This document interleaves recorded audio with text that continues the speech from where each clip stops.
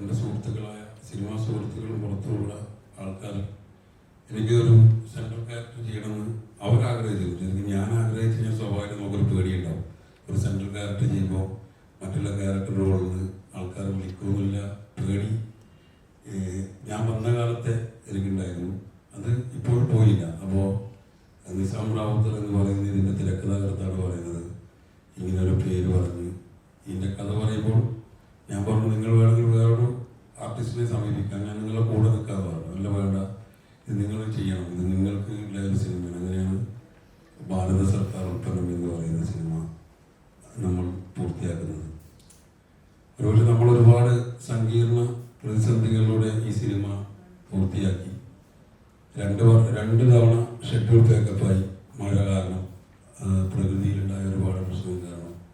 ഇപ്പോൾ നമ്മൾ cinema release ചെയ്യാൻ 1-ാം തീയതി, കാരണം നമ്മൾ ജനുവരിയിലെ ഈ സിനിമയുടെ റിലീസ് പ്ലാൻ ചെയ്തിരുന്നു. അപ്പോൾ വലിയ സിനിമകളിൽ കൊണ്ടുപോയി ഈ സിനിമയെ ഇതാക്കേണ്ട നമ്മുടെ സുഹൃത്തുക്കളും ഒരുപാട് മാധ്യമ സുഹൃത്തുക്കളൊക്കെ എന്നോട് പറഞ്ഞു, ഇത് നല്ലൊരു സിനിമയാണ്, ഇത് തിയേറ്ററിൽ ഓടും. അങ്ങനെ നമ്മൾ സിനിമയില്ലാതെ നോക്കി മാർച്ച് 1-ലേക്ക് നമ്മൾ പ്ലാൻ ചെയ്തു. ഇടിവെട്ടിയവൻ എന്തോ കടിക്കുക പറഞ്ഞാൽ അന്ന് തിയേറ്ററിൽ സമരം തുടങ്ങുകയാണ്. അപ്പോൾ നമ്മളെ എല്ലാ പ്രശ്നങ്ങളും സാമ്പത്തിക കാര്യങ്ങളൊക്കെ വെച്ച് നമുക്ക് 1-ാം തീയതി റിലീസ് ചെയ്തേ പറ്റും. അപ്പോൾ 1-ാം തീയതി റിലീസ് ചെയ്യുന്ന പ്രത്യാശയോടുകൂടിയാണ് നമ്മൾ നിങ്ങളെ മുമ്പിരിക്കുന്നത്. ബാക്കി ഇവരൊക്കെ കാര്യം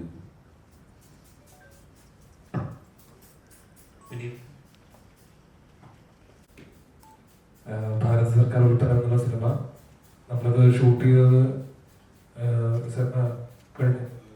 ജൂലൈയിലാണ്. അന്ന് പ്രതികൂലമായിട്ട് കാലാവസ്ഥകളും പല കാരണങ്ങളും ഉണ്ടായി. അതിനുശേഷം നമ്മൾ ഇപ്പോൾ റിലീസിലേക്ക് അടുക്കുകയാണ്. ഇപ്പോൾ ഈ കൊച്ചു ചിത്രങ്ങൾ, ഇപ്പോൾ വലിയ ചിത്രങ്ങൾ നമ്മളിവിടെ ബോക്സ് ഓഫീസിൽ വളരെ സജീവമായിട്ട് ഓടിക്കൊണ്ടിരിക്കുന്നുണ്ട്. ഇതുപോലെയുള്ള ചെറിയ സിനിമാ ശ്രമങ്ങളും ഒപ്പം കൊണ്ടുപോകാൻ പറ്റുന്ന ഒരു സ്പേസ് നമുക്ക് ഇവിടെ ഉണ്ടെന്നാണ് വിശ്വസിക്കുന്നത്. അല്ലെങ്കിൽ നമുക്ക് ആ സ്പേസ് ഉണ്ടാവേണ്ടതാണ്. അപ്പോൾ ഈ സിനിമ ഇതിന്റെ ഒരു പ്രമേയത്തിന്റെ വൈവിധ്യം കൊണ്ടും അതുപോലെ ഇതുവരെ ഇറങ്ങിയിരിക്കുന്ന ഒരു കണ്ടന്റ് കൊണ്ടും ഒക്കെ എല്ലാവർക്കും മനസ്സിലായിട്ടുണ്ടാവും, ഒരു എന്തെങ്കിലും ഒരു വ്യത്യസ്തതയുണ്ട് അതില്. അപ്പോൾ ഈ സിനിമയ്ക്കും ഇവിടെ ഒരു സ്പേസ് ഉണ്ട് എന്ന് വിശ്വസിക്കുന്നു. അത് എല്ലാവർക്കും ഇഷ്ടപ്പെടുന്നു വിശ്വസിക്കുന്നു. എല്ലാവരും തിയേറ്ററിൽ വന്ന് കാണുമെന്ന് പ്രതീക്ഷിക്കുന്നു. സംവിധായകൻ TV രഞ്ജിത്ത് ആദ്യമേ പറഞ്ഞിട്ട് എന്നെ കൊണ്ട് അധികം സംസാരിപ്പിക്കരുതെന്ന്. എന്നാലും ഒരു 2 വാക്ക്. ഈ സിനിമ ഒരു എന്റർടൈനർ സിനിമയാണ്. പക്ഷെ അതിലിപ്പോ ഒരു വലിയൊരു പ്രമേയം ഈ സിനിമ പറയുന്നില്ല. അതൊരു പ്രത്യേകത. എല്ലാവരും ഒരു പ്രാവശ്യമെങ്കിലും ഈ സിനിമ നിർബന്ധമായിട്ട് കണ്ടിരിക്കുന്നതാണ്.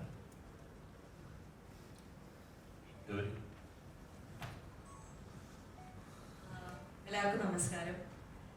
ഞാൻ ഭയങ്കര ഹാപ്പിയാണ് ഈ ഒരു ക്യാരക്ടർ. ഇതിൽ ഞാനൊരു ആശാ വർക്കറിന്റെ ക്യാരക്ടറാണ് പ്ലേ ചെയ്യുന്നത്. അപ്പോൾ ഒരു ഭാരത സർക്കാർ ഉൽപ്പന്നം, ആ ഒരു ടൈറ്റിൽ തന്നെ വളരെ ക്യാച്ചി ആയിട്ട് എനിക്ക് തോന്നി. അത് എന്താണ്, പലവരോടും ഞാൻ പറയുമ്പോഴും അവർ ഭയങ്കര ക്യൂരിയസ് ആയിട്ട് എന്നോട് ചോദിക്കാറുണ്ട് ഈ പടത്തിനെ കുറിച്ച്. ഈ സിനിമയുടെ ബ്യൂട്ടി എന്താന്ന് വെച്ചാൽ, ഈ പടത്തിന്റെ ഒരു 2 വാക്കിൽ തന്നെ നമുക്ക് അതിന്റെ ബ്യൂട്ടി നമുക്ക് അത് കമ്മ്യൂണിക്കേറ്റ് ചെയ്യാൻ പറ്റും. ആ ഒരു ഭയങ്കര ക്യാച്ചിയാണ്, നല്ലൊരു സിനിമയാണ് ഞങ്ങൾ ഉണ്ടാക്കിയിരിക്കുന്നത്. ഞങ്ങളെല്ലാവരും കോൺഫിഡൻ്റ് ആണ്. ഇപ്പൊ സുബീഷ് ഏട്ടൻ എന്നെ വിളിച്ച് സംസാരിച്ചപ്പോഴും ഇത്രയും വർഷം ഇത്ര എക്സ്പീരിയൻസ് ഉള്ളൊരു ആക്ടർ തന്നെയാണ്. അപ്പോൾ സുബീഷ് ഏട്ടൻ ലീഡായിട്ട് എന്നോട് പിന്നെ ചോദിച്ചു, ഗൗരി എന്താ ലീഡ് ക്യാരക്ടേഴ്സ് ആണല്ലോ തമിഴിലും തെലുങ്കിലും ഒക്കെ ചെയ്യുന്നത്, അപ്പോൾ ഇങ്ങനത്തെ ഒരു ക്യാരക്ടറും എടുക്കുന്ന എന്തിനാണെന്നൊക്കെ പലവരും ചോദിച്ചിട്ടുണ്ട്. പക്ഷെ ഈ ഒരു കഥയിൽ ഹീറോ ഹീറോയിൻ അങ്ങനെയൊന്നും ഇല്ലാതെ ഓരോ ക്യാരക്ടേഴ്സിനാണ് അവരുടേതായ ഒരു ഇമ്പോർട്ടൻസ്. നമ്മളെല്ലാവരും ആ കഥാപാത്രമായി മാറും. അപ്പോൾ ഇങ്ങനത്തെ സിനിമകളിൽ ഭാഗമാവാൻ തന്നെയാണ് എനിക്ക് താല്പര്യം. അങ്ങനത്തെ ഒരു ആക്ടറായി ആവണം തന്നെയാണ് എൻ്റെ ഒരു, ഇങ്ങനത്തെ സിനിമകൾ സപ്പോർട്ട് ചെയ്ത് തന്നെ മുന്നോട്ട് പോകണം തന്നെയാണ് എൻ്റെ ആഗ്രഹം. പിന്നെ നല്ലൊരു എക്സ്പീരിയൻസ് ആയിരുന്നു. കൃഷ്ണൻ സാറും പ്രൊഡക്ഷൻ്റെ സൈഡിൽ നിന്നും വളരെ ഹാപ്പിയാണ്. ഇപ്പം ഇതിന്റെ ടീസറും സോങ് റിലീസൊക്കെ കഴിഞ്ഞിട്ട് കമന്റ് ബോക്സിൽ കുറെ ആശമാരുടെ അവരെ നമ്മൾ റെക്കഗ്നൈസ് ചെയ്യാൻ പറ്റി ഈ ഒരു സിനിമയിലൂടെ. ആശമാരോട് എനിക്ക് നല്ലൊരു റാപ്പോ ഉണ്ട്. അവരെ കുറെ പേരെ ഞങ്ങൾ മീറ്റ് ചെയ്തു. ഞാൻ സിറ്റിയിലാണ് വളർന്നത്. ഞാൻ ഇതുവരെ ചെയ്യാത്തൊരു ക്യാരക്ടർ തന്നെയാണ്, ഒരു നാടൻ പെൺകുട്ടി ദിവ്യ എന്ന് പറയുന്നത്. അപ്പോ ഇത് തന്നെയാണ് എല്ലാ പടങ്ങളും നിങ്ങൾ എല്ലാവരും ഇപ്പൊ സപ്പോർട്ട് ചെയ്യുന്നുണ്ട്. ഇന്നലെ ഇറങ്ങിയ മഞ്ഞുമൽ ബോയ്സ് ആയാലും ബ്രഹ്മയുഗം, പ്രേമലു, ഇതെല്ലാം ഇപ്പൊ തിയേറ്ററിൽ കുറെ പേര് എല്ലാവരും വന്ന് കാണുന്നുണ്ട്. അതുപോലെ ഞങ്ങളുടെ ഈ പടവും എല്ലാവരും എന്തായാലും തിയേറ്ററിൽ തന്നെ വന്ന് കാണണം. Thank you. ശ്രീ ടി വി ദ്വീപിലാണ് ഈ സിനിമയുടെ ഒട്ടുമിക്ക ഭാഗങ്ങളും ഷൂട്ട് ചെയ്തിട്ടുള്ളത്. മഴ വന്നു കഴിഞ്ഞാൽ വെള്ളം കെട്ടിക്കുന്ന ഒരു സ്ഥലം, നല്ല ഇടിയും മഴയും വന്നു ഇത് പറഞ്ഞ പോലെ 2 പ്രാവശ്യം പേക്കപ്പായുണ്ടെങ്കിൽ വന്നിട്ടുണ്ട്. നല്ലോണം ധ്യാനം സഹിച്ചിട്ടുണ്ട് എല്ലാവരും. അതുപോലെ തന്നെ ആ താരത്തിന്റെ ഫലം എനിക്ക് 1-ാം തീയതി ലഭിക്കും എന്നുള്ള പ്രതീക്ഷയോടെ ഞാൻ ഇരിക്കുന്നത്. നിങ്ങളുടെ ഭാഗത്തുനിന്ന് നല്ല രീതിയിലുള്ള സഹായ സഹകരണങ്ങളൊക്കെ പ്രതീക്ഷിക്കുകയാണ്. ആദ്യമായിട്ട് കൈവച്ച ഈ സിനിമ എല്ലാവരും നെഞ്ചോട് ചേർക്കട്ടെ. മാത്രമല്ല ആശാഭക്തരെ കുറിച്ചിട്ടുള്ള കേരളത്തിൽ ഇന്ത്യയിൽ ആദ്യമായി ഇറങ്ങുന്ന ഒരു പ്രത്യേക കണ്ടന്റുള്ള ഒരു സിനിമ കൂടിയാണിത്. ഇതിന്റെ എല്ലാവിധ വിജയം ഉണ്ടാവണം, നിങ്ങളുടെ എല്ലാവരും സഹകരണം ഉണ്ടാവണമെന്ന് മാത്രമാണ് ഈ അവസരത്തിൽ നിങ്ങൾ അഭ്യർത്ഥിക്കാനുള്ളത്. നന്ദി, നമസ്കാരം. ചിത്രത്തിലൂടെ നമ്മുടെ മുമ്പിലെത്തിയ ദർശന. എനിക്ക് ഈ ഇൻട്രൊഡക്ഷൻ എപ്പോഴും ഇഷ്ടമാണ്. കാരണം സാറിന്റെ സിനിമയിലൂടെ വന്നെന്ന് പറയുന്നത് ഒരുപാട് സന്തോഷമുണ്ട്. ഈ സിനിമയിൽ ഞാനൊരു അഡ്വക്കേറ്റ് ആയിട്ടാണ് എൻ്റെ ക്യാരക്ടർ. ചാലഞ്ചിങ് ആയിരുന്നു എന്ന് ചോദിച്ചാൽ ആയിരുന്നു. കാരണം വേറെ കോർട്ട് റൂം സീൻസിലൊക്കെ വളരെ ലെങ്തി ആയിട്ടുള്ള ഡയലോഗ്സ് ഒക്കെ ഉണ്ടായിരുന്നു. അപ്പൊ അതൊക്കെ നമ്മളിപ്പം ഡയലോഗ്സ് ഒക്കെ കിട്ടുമ്പോൾ മനസ്സിലാക്കി പറയുന്നതിനേക്കാളും കുറച്ച് കാണാതെ പഠിക്കേണ്ട വന്നത് ഈ സിനിമയിലായിരുന്നു എന്ന് തോന്നുന്നു. നമ്മൾ ചെയ്തിട്ടുണ്ട്. ഇനി എല്ലാം പ്രേക്ഷകരാണ് വിലയിരുത്തേണ്ടത്. എല്ലാവരും തിയേറ്ററിൽ പോയി തന്നെ മാർച്ച് 1-ന് സിനിമ കാണണമെന്നാണ് എനിക്ക് പറയാനുള്ളത്. അവരെ കോൺസെൻട്രേറ്റ് ചെയ്യുന്ന ഒരു ചിത്രം എടുക്കാൻ കാരണമുണ്ട്. ഇതിന്റെ സബ്ജക്റ്റിന് കാരണം ഇതുവരെ കണ്ടിട്ടില്ലാത്ത ഇതുപോലൊരു സിനിമ എക്സ്പീരിയൻസ് വേറെ പടത്തിൽ കണ്ടിട്ടുള്ളതാണ്. അതിലേക്ക് സുധീഷേട്ടൻ എങ്ങനെയാണ് കാസ്റ്റ് ചെയ്തത്? സുധീഷേട്ടനാണ് ഹീറോ അല്ലെങ്കിൽ സുധീഷേട്ടൻ അഭിനയിക്കുന്നതാണ് അതിനെ എക്സൈറ്റ് ചെയ്യുന്ന ഏറ്റവും പ്രധാനപ്പെട്ട കാര്യം. സുധീഷേട്ട ഫസ്റ്റ് ടൈം പറഞ്ഞ ഒരു 16 വർഷത്തെ ജേർണിയുടെ കാര്യം പറയും. ആ 16 വർഷത്തെ കാലത്തിന് ശേഷം ഒരാൾ അല്ല, ഞാനാണ് മുപ്പത് കാസ്റ്റ് ചെയ്തത്. അതല്ല, ഇദ്ദേഹം 10-25 വർഷമായി സിനിമയുടെ ഭാഗമായിട്ടുണ്ട്. ഒരുപാട് സിനിമകളിൽ ഇദ്ദേഹം കുതിരവട്ടം പപ്പു സാറിന്റെ അസിസ്റ്റന്റായിട്ടാണ് ഇയാളെ സിനിമയിലെത്തുന്നത്. അപ്പോൾ അങ്ങനെ ഒരുപാട് മനുഷ്യന്മാരെ നമുക്ക് ചുറ്റുമുണ്ട്. അപ്പോൾ അങ്ങനെയുള്ള ഒരാള് നമ്മൾ രക്ഷപ്പെടുമ്പോൾ എല്ലാവരും രക്ഷപ്പെടുന്ന വെച്ചു. അപ്പോൾ അങ്ങനെയാണ് മൂപ്പര ഈ പടത്തിലേക്ക് നമുക്ക് വേണമെങ്കിൽ ഒരുപാട് ഡയറക്ടേഴ്സിൻ്റെ അടുത്ത് ഈ പടം എത്തിക്കാം. അപ്പോൾ അങ്ങനെ അദ്ദേഹത്തിലേക്ക് ഞാൻ എത്തുന്നത്. അപ്പോൾ അടുത്തതിന്റെ ചോദ്യം, അതായത് 16 വർഷത്തെ ഒരു ജേർണി ഉണ്ടല്ലോ, ആ ജേർണിക്ക് ഒരാൾ എന്നിട്ട് പറയാണ് ഈ താങ്കളാണ് ഈ സിനിമയിൽ ലീഡ് ക്യാരക്ടർ, നായകൻ ചെയ്യേണ്ട താങ്കളാണ് എന്ന് പറയുമ്പോഴേക്കും ആ ഇത്രയും വർഷത്തെ ജേർണിയിൽ ഒരാളെങ്കിലും നമ്മളെ റെക്കഗ്നൈസ് ചെയ്തില്ലല്ലോ, അല്ലെങ്കിൽ ഇപ്പോഴാണ് ഒരു അവസരം വരുന്നത്, അങ്ങനെ ഒരു തോന്നലുണ്ടാവുമല്ലോ? അങ്ങനെയില്ല. കാരണം എന്ന് വെച്ചാൽ നമ്മള് 16 വർഷത്തിനുള്ളിൽ എനിക്ക് വേഷം തന്ന 10-40 സംവിധായകന്മാരുണ്ട്. അപ്പൊ അവർ ചെറുതാണെങ്കിൽ അവർ സിനിമയിൽ ഉൾപ്പെടുത്തുക എന്നൊരു വലിയ കാര്യമാണ്. കാരണം ഒരു സിനിമ അന്വേഷിച്ച് നടക്കുന്ന ഒരാൾക്ക് ഒരു ചെറിയ വേഷം ഒരു സീനിൽ വന്നു പോകുക എന്നുള്ള വലിയ കാര്യമാണ്. കാരണം നമുക്കൊരു എൻട്രി കിട്ടുക. അപ്പോൾ ആ എൻട്രി ഇങ്ങനെ 16 വർഷമായി ഞാൻ സിനിമ അന്വേഷിച്ചുകൊണ്ടിരിക്കുകയായിരുന്നു. അപ്പോൾ അങ്ങനെ നിസാം റാവുത്തർ എന്ന് പറഞ്ഞു ഇങ്ങനെ ഒരു സിനിമയുണ്ട്. അപ്പോൾ എനിക്ക് ഏറ്റവും അട്രാക്ട് ചെയ്തത് ഇത് ആര് ചെയ്താലും ഈ സിനിമ നിൽക്കും, ഞാനല്ല, ഇനി ആര് ചെയ്താലും ഈ സിനിമ നിലനിൽക്കും. അതാണ് എന്നെ അട്രാക്ട് ചെയ്യിപ്പിച്ചൊരു കാര്യം. ഇപ്പോൾ നോർമലി ഇപ്പോൾ താങ്കൾ പറഞ്ഞ പോലെ തന്നെ സിനിമ റിലീസ് ആകുമ്പോഴാണ്, പക്ഷേ തിയേറ്ററുകളിൽ നടക്കുന്ന പ്രശ്നങ്ങളെ കുറിച്ച് പറഞ്ഞു.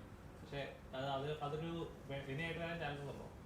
എനിക്ക് നല്ല വിശ്വാസമുണ്ട്. കാരണം എന്നോട് എല്ലാ സംഘടനാ തലത്തിലുള്ള പ്രധാനപ്പെട്ട നേതൃത്വത്തിലെ ആൾക്കാർ എന്നോട് പറഞ്ഞു, ധൈര്യത്തോട് മുന്നോട്ട് പോയിക്കോ, ഒരു പ്രശ്നം ഉണ്ടാവില്ല. ആ ആൾക്കാർ പേര് ഞാൻ പറയുന്നില്ല, ആ വിശ്വാസത്തിന്റെ പുറത്താണ് ഞാൻ മുന്നോട്ട് പോകുന്നത്.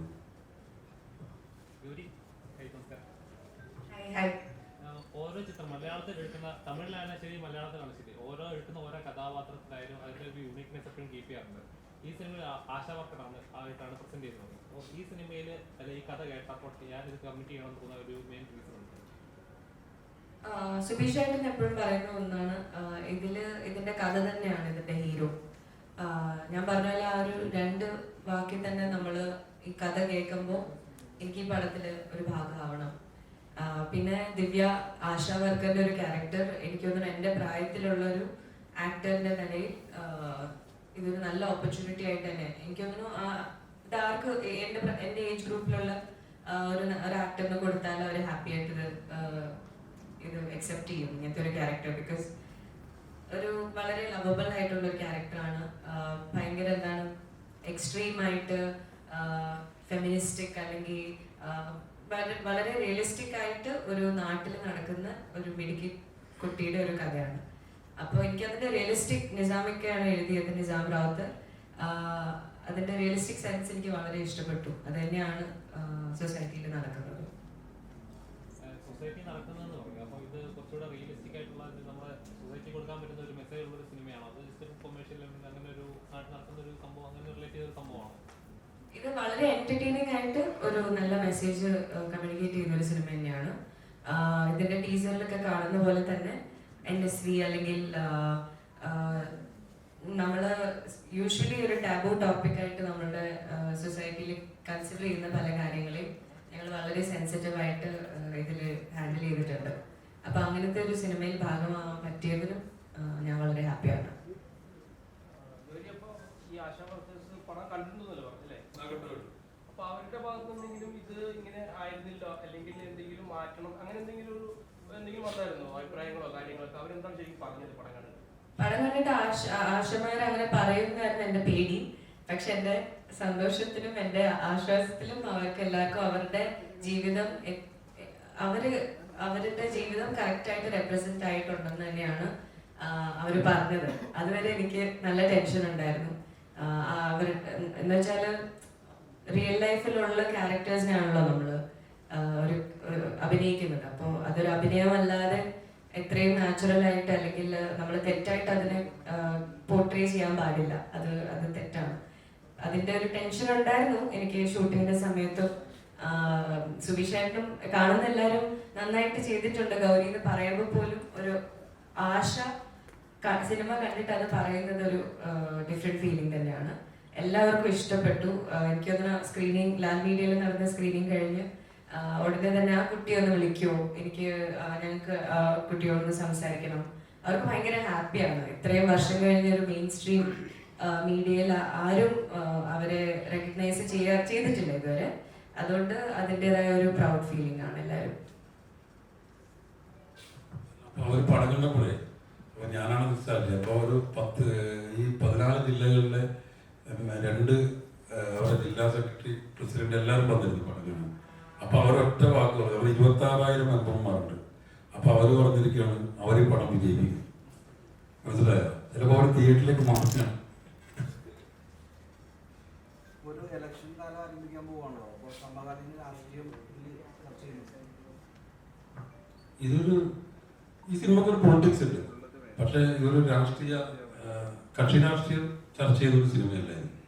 ഈ സിനിമ നല്ലൊരു പൊളിറ്റിക്സ് പറയുന്നുണ്ട്. അതിപ്പോൾ എനിക്ക് കൃത്യമായിട്ട് പറയാൻ പറ്റില്ല. കാരണം ഒരു കേന്ദ്ര സർക്കാരിൻ്റെ പദ്ധതി ഒരു സാധാരണ കുടുംബത്തിൽ ഉണ്ടാക്കുന്ന, ഒരു നാട്ടിലുണ്ടാക്കുന്ന, കുടുംബത്തിൽ മാത്രമല്ല സൗഹൃദങ്ങളിൽ ഉണ്ടാക്കുന്ന അല്ലെങ്കിൽ കുടുംബത്തിൽ ഉണ്ടാക്കുന്ന, സമൂഹത്തിൽ ഉണ്ടാക്കുന്ന പ്രശ്നങ്ങളാണ് ഈ സിനിമ ചർച്ച ചെയ്യുന്നത്.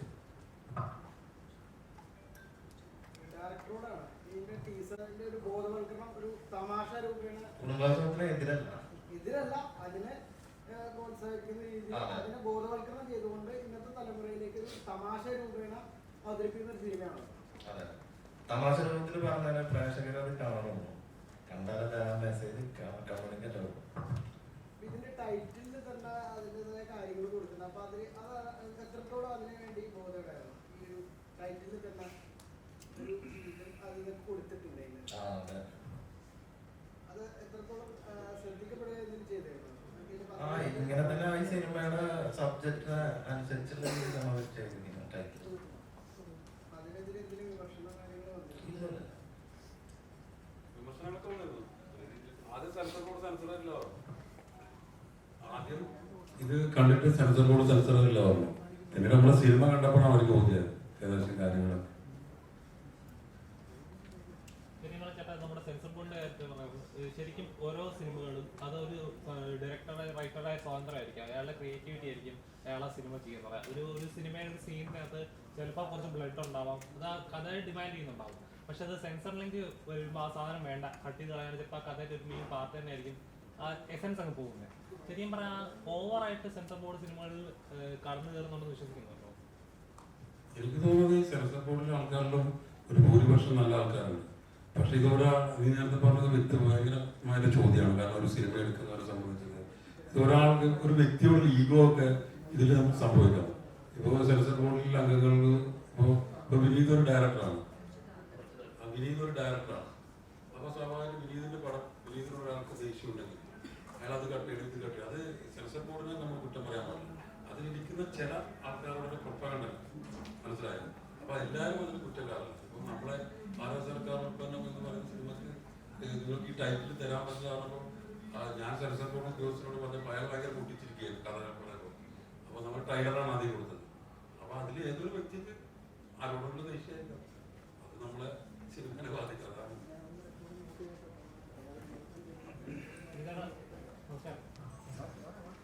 എടുക്കുന്ന ഓരോ ചിത്രങ്ങൾ ഈ സിനിമയിലായാലും നമ്മുടെ നാട്ടിൻപുറത്ത് സ്ഥിരം കണ്ടുവരുന്ന ഒരു ആളുടെ പോലെ ഇപ്പൊ സൂപ്പർശർമ്മയിലാണെങ്കിൽ നമുക്ക് റിലേറ്റ് ചെയ്യാൻ പറ്റുന്ന പെട്ടെന്ന് തന്നെ എപ്പോഴും മനസ്സിലുള്ള കഥാപാത്രമുണ്ട്. ഈ സിനിമയിലെ കഥാപാത്രം എങ്ങനെയാണ്? ഒരു നാട്ടിൻപുറത്തൊരു സ്ഥിരം കണ്ടുവരുന്ന ഒരാളൊക്കെ ഒരു കഥാപാത്രമാണ്.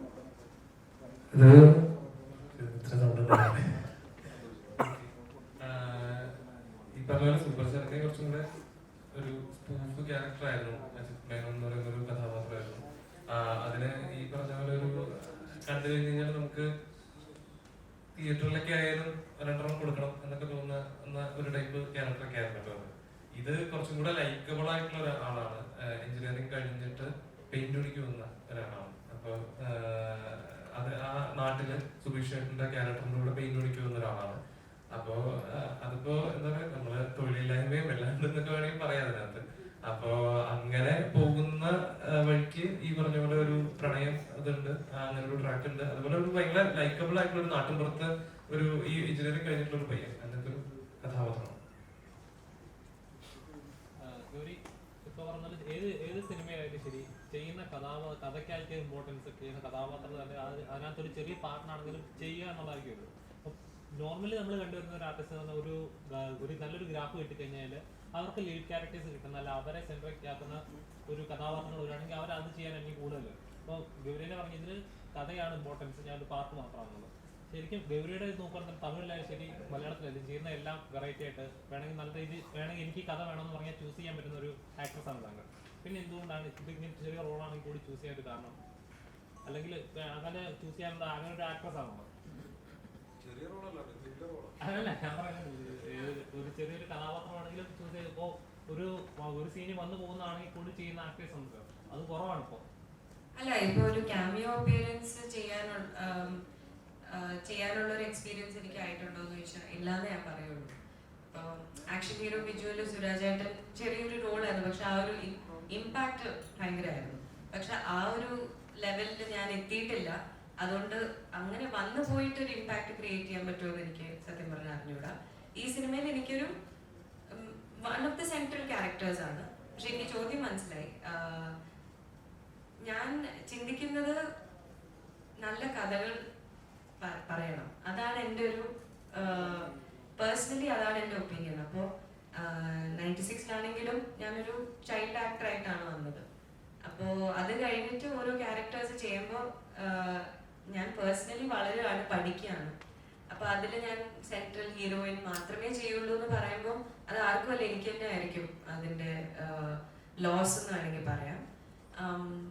പക്ഷെ എന്നാൽ പോലും ഈ ഒരു 5 വർഷത്തിലുള്ള എക്സ്പീരിയൻസിൽ കുറച്ചുകൂടെ ഞാൻ 2 വർഷം മുമ്പ് എന്നോട് ചോദിച്ചിരുന്നെങ്കിൽ ഇങ്ങനെ ചിലത് അത് കുറച്ച് മാറിയിട്ടുണ്ട്. ഇപ്പോൾ ഒരു ബാനർ ഇമ്പോർട്ടൻ്റ് ആണ്. പണ്ടൊക്കെ ഇന്ത്യ പടങ്ങളിലും ചെയ്യണം, പക്ഷെ പലപ്പോഴും നമ്മൾ അത്ര കഷ്ടപ്പെട്ട് അത്ര എഫേർട്ട് കൊടുത്ത് ഒരു പടം ചെയ്യുന്നു, പക്ഷെ അതിനുള്ള റെസ്പോൺസ് കിട്ടാതെ വരുമ്പോൾ നമുക്ക് നല്ല സങ്കടം തോന്നാറുണ്ട്. അതുകൊണ്ട് തന്നെ ഒരു ബാലൻസ്ഡ് ആയിട്ടൊരു ഡിസിഷൻ എടുക്കണമെന്ന് തന്നെയാണ്.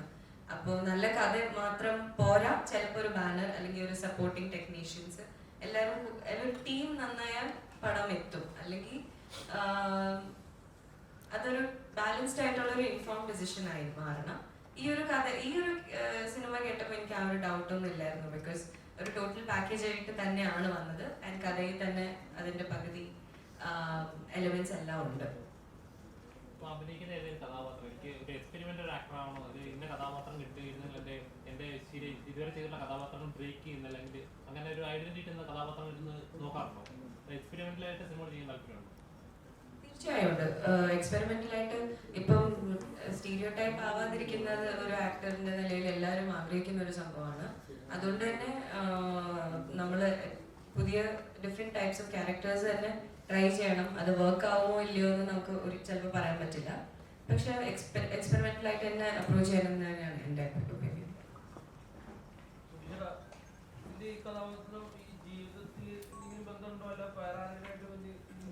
ജീവിതത്തിൽ ഒരിക്കലും ബന്ധമില്ല. ജീവിതത്തിൽ ബന്ധമുണ്ടെന്ന് വെച്ചാൽ ഇയാൾ ചെയ്യുന്ന തൊഴിൽ ഞാൻ ചെയ്തിട്ടുണ്ട്. പെയിന്റ് പണി കോളേജ് കാലഘട്ടത്തിന്റെ കഴിഞ്ഞ ഉടനെ സിനിമയിൽ വരുന്നതിനെക്കൊണ്ട് കാലഘട്ടത്തിൽ ഞാൻ ചെയ്തിട്ടുണ്ട്. അപ്പോൾ ബാക്കിയുള്ള കാര്യത്തിലൊന്നും ബന്ധമില്ല. നിങ്ങളുടെ ചിരി നിങ്ങൾ തിയേറ്ററിൽ മനസ്സിലാവും.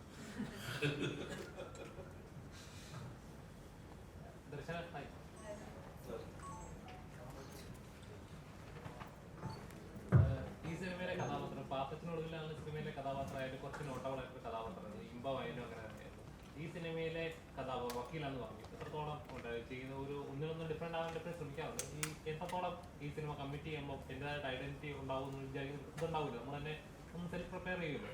എത്രത്തോളം ഉണ്ട്? ഞാൻ പറഞ്ഞല്ലോ, ഇതിന്റെ ഈ സിനിമയുടെ ഒരു പ്രധാന ഭാഗം നടക്കുന്നത് ഒരു കോർട്ട് റൂമിലാണ്. അപ്പൊ അതിന്റെ ഭാഗമായിട്ട് ചെയ്യാൻ എന്റെ ക്യാരക്ടർ അതിലുണ്ട്.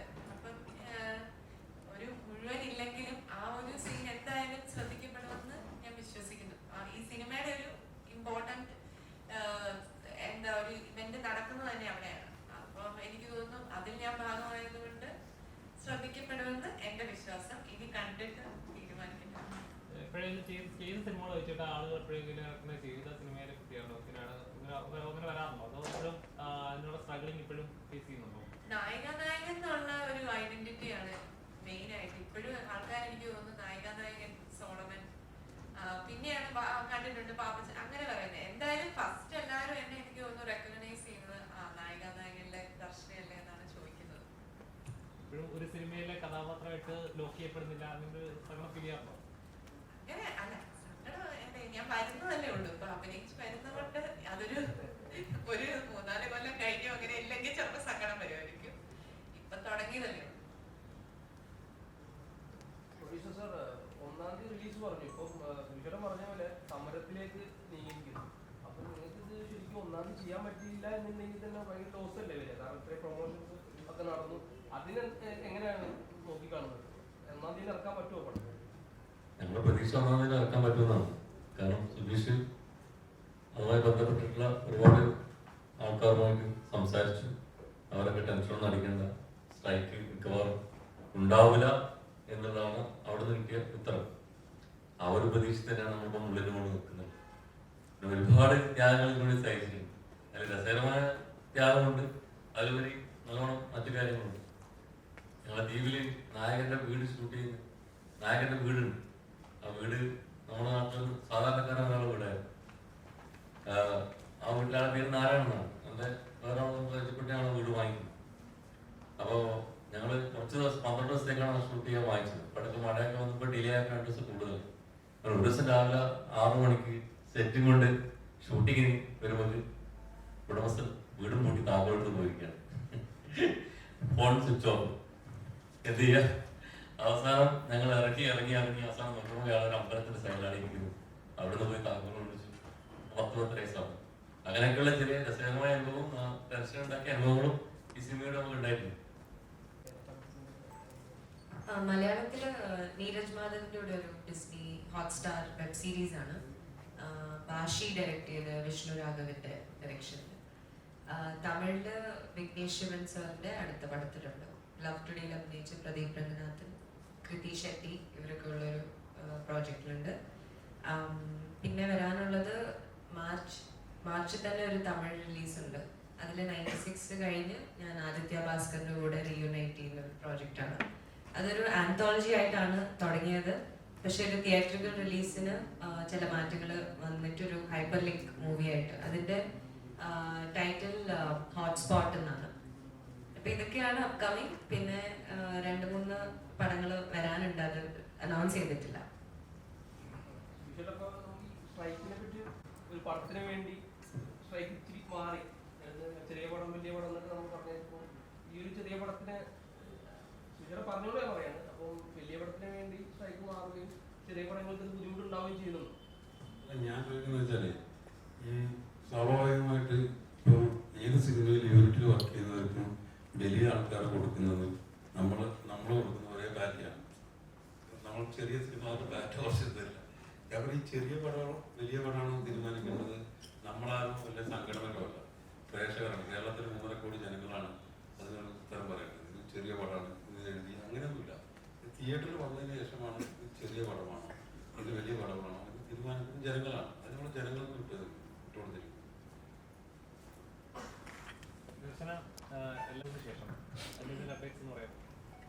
അപ്ഡേറ്റ്സ് ഏപ്രിൽ 11-നാണ് റിലീസ്.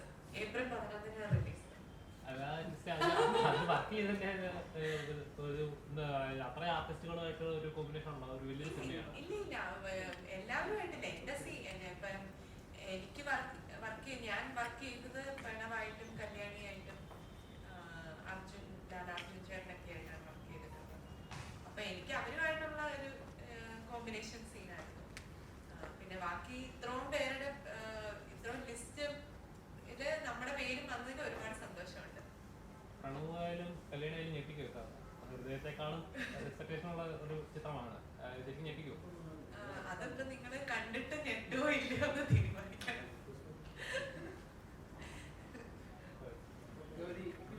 ചെയ്ത പടങ്ങളാണ് ഇൻഡിവിജ്വൽ സീൻ ചെയ്തിട്ടുണ്ട്. ഇപ്പൊ ലാസ്റ്റ് കഴിഞ്ഞപ്പോൾ ഇപ്പൊ ഇതിൽ നിന്നൊക്കെ ഈ OTT വരുന്ന സമയത്തൊക്കെ അല്ലെങ്കിൽ വരുന്ന സമയത്ത് അതിന്റെ കട്ട്സ് മാത്രം, ആ സീൻസിന്റെ കട്ട്സ് മാത്രം ഇങ്ങനെ എഡിറ്റ് ചെയ്തിട്ട് ഈ ഇൻസ്റ്റാഗ്രാമിലൊക്കെ പോസ്റ്റ് ചെയ്യുന്ന ആ സമയത്ത് അതിനോടൊക്കെ എന്താ ശരിക്കും പറയാനുള്ളത്? അത് മാത്രം ചെയ്യുന്ന ആൾക്കാരോട് അല്ലെങ്കിൽ അത് വേദനിപ്പിക്കാറുണ്ടോ?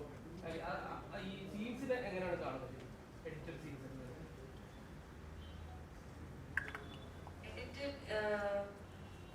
ചോദ്യം മനസ്സിലായില്ല. ഇൻഡിവിജ്വൽ സീൻ ഒരു പടത്തിൽ ആ 1-2 പ്രാവശ്യം ഇൻഡിവിജ്വൽ സീൻസ് ഉണ്ടാവും.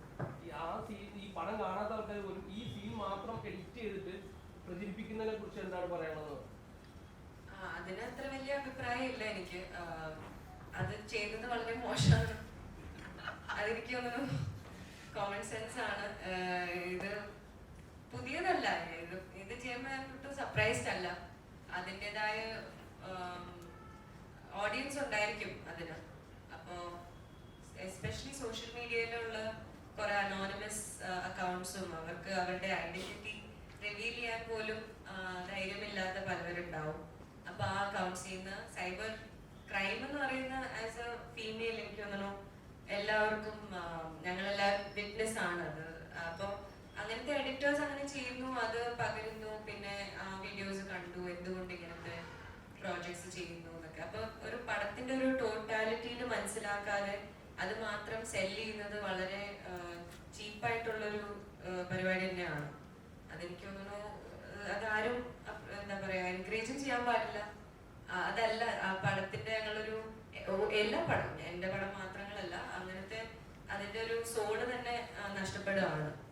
അത് മാത്രം യൂസ് ചെയ്ത് ഒരു ടൈറ്റിലും ഡിസ്ക്രിപ്ഷനും ഹാഷ്ടാഗ്സ് ഒക്കെ യൂസ് ചെയ്തിട്ട് അത് വളരെ മോശമാണ്. ഇതെപ്പോ മാറും? അത് മാറണം. അതിന്റെ ആ ഒരു കൾച്ചർ നമ്മൾ ആരും അതൊന്നും ടോളറേറ്റ് ചെയ്യാൻ പാടില്ല. കാണുവാണെങ്കിൽ തന്നെ റിപ്പോർട്ട് ചെയ്യുക, ബ്ലോക്ക് ചെയ്യുക. നമ്മള് സോഷ്യൽ മീഡിയയിൽ കുറച്ചുകൂടെ റെസ്പോൺസിബിൾ ആയിരിക്കണം. എനിക്ക് അഗൈൻസ്റ്റ് ദാറ്റ് ഫോർ ഷുവർ. അതിവര് ജോലി ചെയ്യുന്നുള്ളൂ. ഞാൻ ഉദാഹരണം പറഞ്ഞു വെച്ചാലേ നമ്മൾ പടത്തിൽ ഷൂട്ട് എടുക്കുന്ന സമയത്ത് നമ്മുടെ പടത്തിൽ നായിക ഷെല്ലി, അപ്പൊ അവരൊരു ഹോട്ട്സ്റ്റാർ ഒരു തെലുങ്കിലൊരു വെബ് സീരീസ് അഭിനയിച്ചു. അപ്പൊ അവര് ഇതേപോലെ കുറെ സാധനങ്ങൾ പിന്നെ ഇത് ചെയ്യുന്ന സമയത്ത് അവര് ഞാൻ എല്ലാവരും മൊബൈലിലൊക്കെ ഇങ്ങനെ കണ്ടുകൊടുക്കുക. അപ്പൊ അവര് എന്നോട് പറഞ്ഞാണ് ഇതെന്റെ ജോലിയാണ്. അതേപോലെ ഇപ്പോ ഗൗരിയുടെ കാര്യം പറഞ്ഞു, ഞാൻ നിങ്ങളോട് നേരത്തെ പറഞ്ഞ ആശാവർത്തനമുള്ള കാര്യം. ഒരു 40 ആളോളം വന്നിട്ട് അവർ 15 വർഷമായി എടുക്കുന്ന ജോലിയാണ് ആശാവർത്തനം. അതൊരാളെ സ്ക്രീനിൽ അവർക്ക് ഫീൽ ചെയ്യിപ്പിക്കണമെങ്കിൽ അതൊരു ആക്ടിങ് ആണ്. ഗൗരി ചെയ്ത ജോലി അവർ ഒരാൾക്ക് ഫീൽ ചെയ്യിപ്പിക്കണമെങ്കിൽ ഞാൻ നിങ്ങളെ അവതരിപ്പിക്കുമ്പോൾ നിങ്ങളെ എനിക്ക് ഫീൽ ചെയ്യിപ്പിക്കാൻ പറഞ്ഞാൽ ഞാൻ അവിടെ നടന്നാണ് അല്ലേ. അപ്പോൾ അത് ചെയ്യുന്നേ ഉള്ളൂ. ഇപ്പോൾ ദർശനയുടെ കാര്യം നമ്മൾ ദർശനം ഫസ്റ്റ് ഡബ് ചെയ്ത് പോയി. അപ്പോൾ നമ്മൾ കുറച്ച് നിങ്ങൾ മീഡിയ സുഹൃത്തുക്കളാണ്, എൻ്റെ അടുത്ത സുഹൃത്തുക്കൾ വന്ന് പടം കണ്ടപ്പോൾ പറഞ്ഞു ദർശനയുടെ വോയിസ് മാറ്റണം എന്ന് പറഞ്ഞപ്പോൾ നമ്മളിങ്ങനെ ചിന്തിച്ചു. അപ്പോൾ ഞാൻ കുറച്ച് ആൾക്കാരോട് ദർശനമൊക്കെ ഒന്നുകൂടി അവസരം. ദർശനം ഒരു ദിവസം രാവിലെ തൊട്ട് വൈകുന്നേരം 8 മണി വരെ ആ സ്റ്റുഡിയോയിൽ എഴുതിയിട്ട് നമ്മളെ ഡയറക്ടറും പിന്നെ നമ്മളെ എക്സിക്യൂട്ടീവ് നാഗരാജും അർജുനും എഴുതിയിട്ട് ഇവർ ഒറ്റ ഇതിൽ ഈ കുട്ടി ചെയ്യുകയായിരുന്നു. അത് ആ ജോലിയോടുള്ള കവർ ജോലി ചെയ്തു. ബാക്കിയില്ല ഇങ്ങനെ പറയുന്നത് എൻ്റെ അഭിപ്രായത്തിൽ അവരെ മനസ്സിനെ വേദനിപ്പിക്കുന്നത് ഇത് ചെയ്യാൻ പാടില്ലാണ് എൻ്റെ ഒരു റിക്വസ്റ്റ് അല്ലേ. കാരണം നമ്മൾക്ക് അത്ര ഫീൽ ചെയ്യില്ല. അപ്പൊ ഇവരെ അങ്ങനെ ഫീൽ ചെയ്യും, ഇവർ ജോലി ചെയ്ത് പോകുന്നില്ല. ഞാൻ ഇത്ര വലിയ ആളല്ല ഞാൻ പറഞ്ഞത്. ഈ പ്രശ്നങ്ങളൊക്കെ നടക്കുന്നുണ്ട് എന്നുള്ളതൊക്കെ നമുക്കറിയാം. അപ്പോൾ അതുകൊണ്ട് ഈ സിനിമ വളരെ ആസ്വാദികരമായിട്ടുള്ള ഒരു ഒന്ന് തന്നെയാണ്. പിന്നെ ഇതിൽ പ്രവർത്തിച്ചിരിക്കുന്ന ടെക്നിക്കൽ സൈഡിനെ പറ്റി പറയണം. ഞാൻ ഈ സിനിമയിലേക്ക് വരാനുള്ള ഏറ്റവും പ്രധാന കാരണങ്ങൾ ഈ പറഞ്ഞ പോലെ ഇതിന്റെ ക്യാമറ ചെയ്ത അൻസർ ഷായാണ്. അൻസർ ഷാ ഇഷ്ക്, മൂൺ വാക്ക് എന്ന് പറയുന്ന സിനിമകൾ, ഇതുപോലുള്ള സിനിമകൾ ചെയ്തിട്ടുള്ള ഒരാളാണ്. രാജീവ് രവി സാറിനൊക്കെ അസോസിയേറ്റ് ആയിരുന്നു. അതേപോലെ തന്നെ മ്യൂസിക് ചെയ്തിരിക്കുന്നത് അജ്മൽ ഹസ്ബുള്ള, പുരുഷപ്രേതവും എല്ലാം ചെയ്തിട്ടുള്ള അജ്മലും പിന്നെ അങ്കിത് മേനോനാണ് മ്യൂസിക് ചെയ്തിരിക്കുന്നത്. ബാക്ക്ഗ്രൗണ്ട് മ്യൂസിക് ചെയ്തിരിക്കുന്നത് അങ്കിത്താണ്. അങ്കിത്ത് ഈ പറഞ്ഞ പോലെ ചെയ്യുകയും അതുപോലെ ഒരുപാട് നല്ല സിനിമകൾ ഇപ്പോൾ ചെയ്തുകൊണ്ടിരിക്കുന്ന ഒരു വ്യക്തിയാണ്. അപ്പോൾ രഞ്ജിത്തേട്ടൻ വേണു സാറിന്റെ ഒരുപാട് സിനിമകളിൽ അസോസിയേറ്റ് ആയിട്ടുള്ള ഒരു വ്യക്തിയാണ്. നിഷാം ഇതിന്റെ സ്ക്രിപ്റ്റ് എഴുതിയിട്ടുള്ള നിസാമുക്ക സക്കറിയുടെ ഗർഭിണികൾ എന്ന് പറയുന്ന സിനിമ എഴുതിയിട്ടുള്ള ഒരു വ്യക്തിയാണ്. അപ്പൊ ഇതുപോലെ ഒരുപാട് ആളുകൾ ഈ സിനിമയിൽ വർക്ക് ചെയ്തിട്ടുണ്ട്. അപ്പോൾ ഇതുകൊണ്ട് ഒരു വളരെ ക്വാളിറ്റി ഔട്ട്പുട്ട്, ഒരു ക്വാളിറ്റി സിനിമ എല്ലാവർക്കും കണ്ട് ആസ്വദിക്കാൻ പറ്റുന്ന ഒരു സിനിമയായിരിക്കും ഭാരത സർക്കാർ ഉൽപ്പന്നം എന്നുള്ളത്. ആ പേരിലെ അതിന്റെ ഒരു പ്രസക്തി പോലെ തന്നെ ആ പേരിലെ ഒരു കൗതുകം പോലെ തന്നെ ഒരു കൗതുകം ഈ സിനിമയിൽ ഉണ്ടാവുമെന്ന് വിശ്വസിക്കുന്നു. അപ്പൊ എല്ലാവരും തിയേറ്ററിൽ വന്ന സിനിമ കാണും.